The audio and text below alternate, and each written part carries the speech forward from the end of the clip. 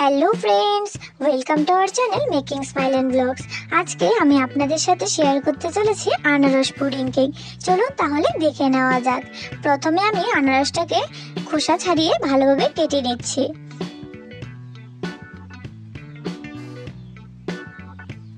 এটাকে কিন্তু আপনারা অবশ্যই গোল গোল করে কাটবেন। এবার এর মাঝখান থেকে আমি শক্ত অংশটাকে বাদ দিয়ে দিচ্ছি কেটে।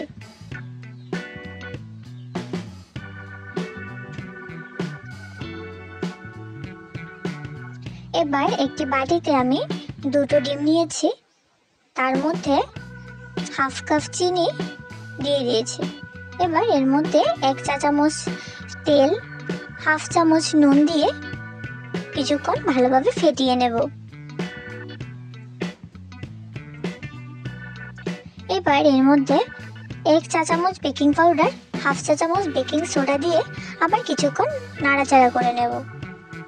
এবার যে কাপে আমি হাফ কাপ চিনি দিয়েছি ওই কাপেই আমি 1 কাপ ময়দা এবং হাফ কাপ দুধ দিয়ে আবার কিছুক্ষণ নাড়াচাড়া করে দেখুন কি সুন্দর একটি ব্যাটারে পরিণত হয়েছে।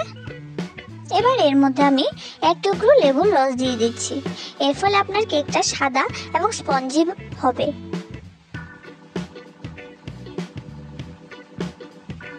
এবার আমি 3 চা চামচ চিনি, তার মধ্যে 2 চামচ জল দিয়ে এটাকে সুন্দর করে কিছুক্ষণের জন্য নাড়াচাড়া করব। দেখুন এটা কিন্তু একটা সুন্দর ক্যারামেলে পরিণত হয়ে যাবে।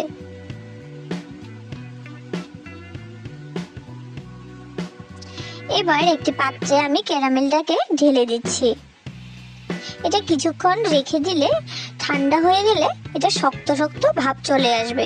এবার এর মধ্যে আমি আনারসের টুকরোগুলোকে বসিয়ে দিচ্ছি।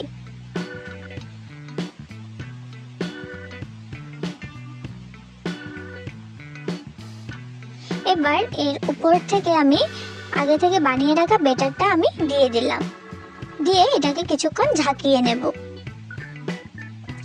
এবার এটাকে আমি 30 মিনিটের জন্য স্টিম করে নিয়েছি। দেখুন কি সুন্দর আমাদের আনারস পুডিং কেক তৈরি হয়ে গেছে। আপনারা একবার এভাবে বানিয়ে খেয়ে দেখবেন আর কমেন্ট করতে কিন্তু ভুলবেন না। চলুন তাহলে দেখা হচ্ছে আবার নতুন ভিডিওর সাথে।